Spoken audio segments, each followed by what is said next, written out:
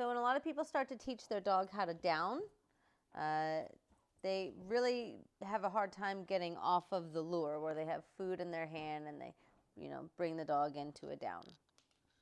So how we want to fade that lure is first we make sure that the dog can follow the food into a down. We get the dog into a sit most times, and then we'll say down. After we say down, then we'll take the food in the hand to the nose, bring it down to the ground, and then we can reward the dog when they get there. Once that starts happening, then we'll start getting them there, give them the reward, remove the hand, bring it back, and feed the dog again before the dog breaks position. Once that's starting to go well, then we'll say down, we get the down position, we take our hand away before we reward, and then we bring our hand back, and the dog only gets the food when we bring our hand back to the dog. The longer they stay there, then we can start to reward from the ground and teach the puppy or the dog that they have to stay there in the down in order to get the food. Okay. If we want to do that, we need to make sure that the dog is always waiting for the release. But then, how do we get rid of that? So we start to say down with a pause, and then start to point down to the dog and get them to figure it out. And at first, it's a little bit sloppy, and that's okay. They're learning and figuring things out. But as we do more and more repetitions, it gets better and better. Okay, so we'll say sit, the dog will sit, and hey, then we'll say down, and then point down to the ground, and then when she downs, then we can reward, preferably from the ground and less by hand, in order to get the dog to kind of be more comfortable in their spot instead of trying to come to the hand. Okay, come here. Let's turn around. Good. Sit. Good. Down. Good. But then we need to make sure that we fade our hand lure, so we have to be very conscious of how we're moving our hand or our body, and what physical cues the dog is going to be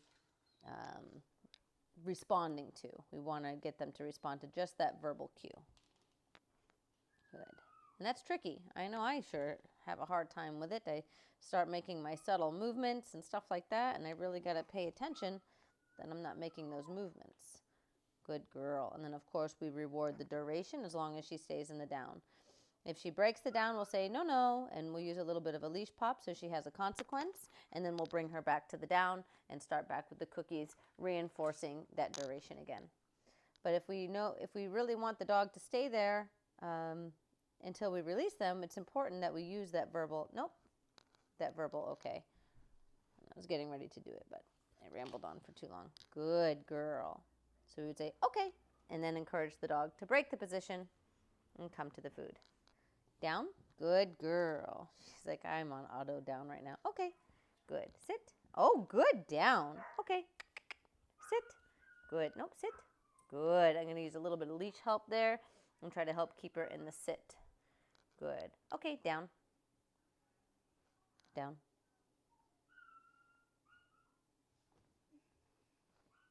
Nope. Good. Good. Down. Good girl. And sometimes it goes beautifully, and then sometimes it doesn't. Nope. Good. Nope. Down. Good girl. And if there's a struggle, we can always go back a step and start giving a little bit more help with the physical reminder. But we need to make sure that we back off of that when we can. Good girl. Good. Uh-oh. Rainy, down. Good girl. Sit. Good. Down. Good girl. And just lots of repetitions.